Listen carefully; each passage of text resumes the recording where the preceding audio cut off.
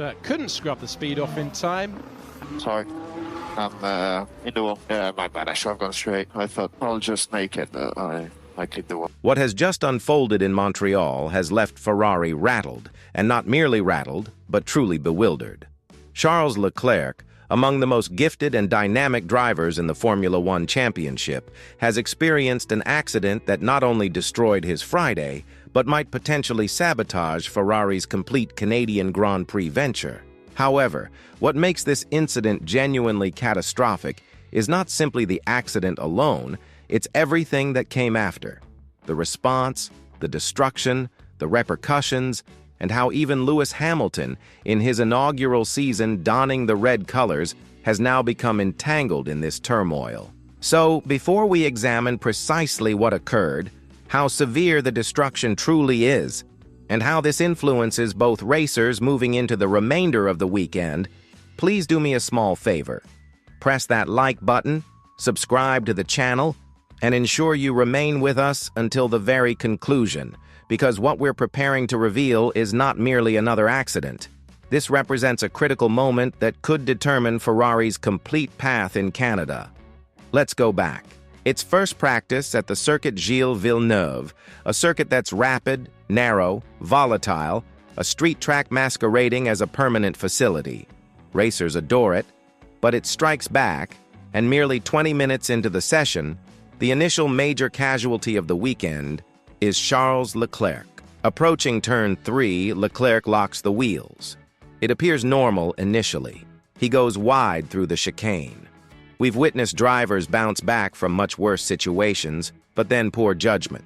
The Ferrari touches the barrier on the left side. It doesn't appear vicious. It's not a high-velocity impact, no red flag, no scattered debris, but backstage, the destruction is much more devastating than anyone understood. During that instant, when the SF-25 was brought back to the garage and Ferrari's technicians began examining the vehicle, they found something that caused amazement. The safety cell was compromised. The safety cell, the absolute heart of the car's framework, the component created to shield the driver during a high-velocity accident, and according to FIA rules, that type of destruction means one thing exclusively: a complete framework replacement. Leclerc's vehicle couldn't simply be fixed. It required total reconstruction. Ferrari announced soon after the session that Leclerc wouldn't participate in FP2. The setback is massive. No second practice session means no extended run simulations, no race strategy creation, no consecutive tire evaluations, no information on how the vehicle performs with heavy fuel. And this is where it becomes even more destructive. This doesn't only impact Charles, it affects Lewis Hamilton as well, because in a team like Ferrari, both racers contribute to the development period during practice.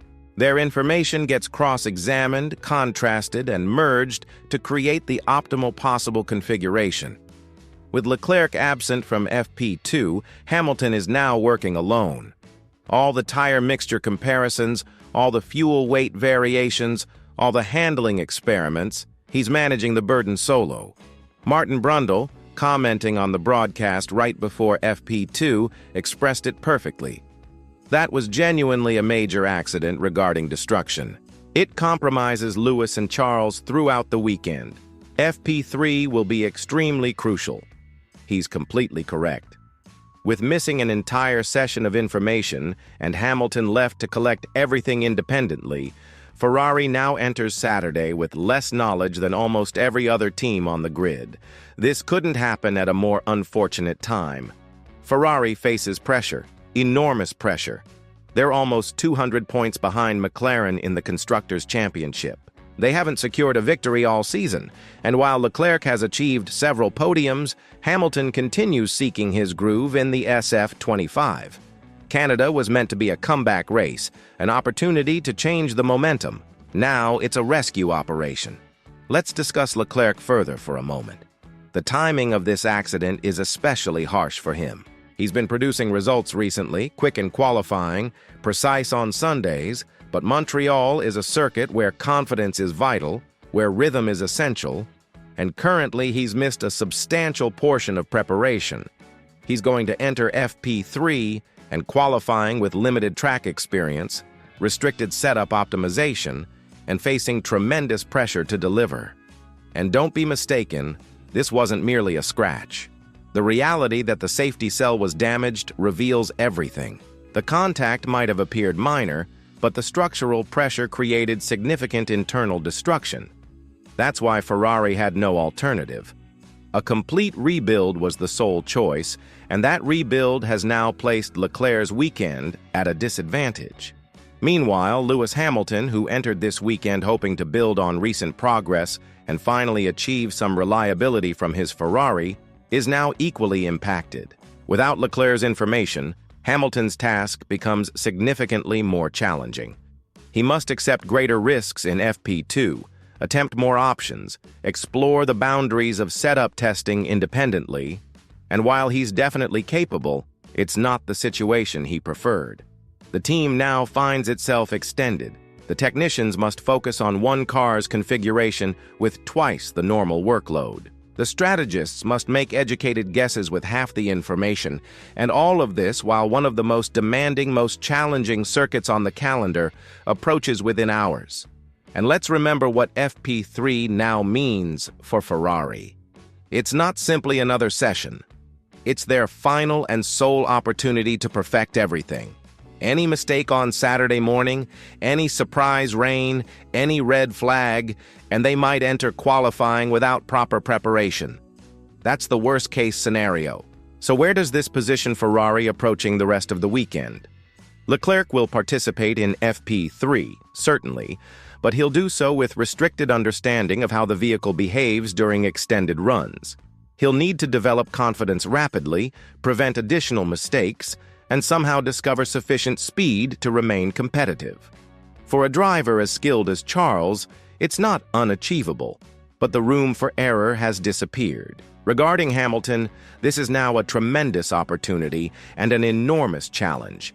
He'll need to perform not only for himself, but for the entire team. His speed, his input, his setup guidance, everything will be critical in returning Ferrari to competitiveness. And if he can accomplish it, it could be a pivotal moment in his first season with the Scuderia. So now everyone watches what happens next, because this isn't simply about an accident. It's about how Ferrari responds when facing another moment of difficulty. Can they recover? Can they perform under pressure? Can they achieve something valuable from a weekend that began in complete disorder? For Charles Leclerc, the challenge is enormous. Returning after missing a complete session isn't only about recovering speed. It's about rebuilding confidence. Confidence in the vehicle, confidence in the team, and confidence in his personal ability to approach the limits without exceeding them. Montreal isn't a circuit that accepts hesitation. It rewards boldness, dedication, and rhythm, and Leclerc now has minimal room to establish that rhythm.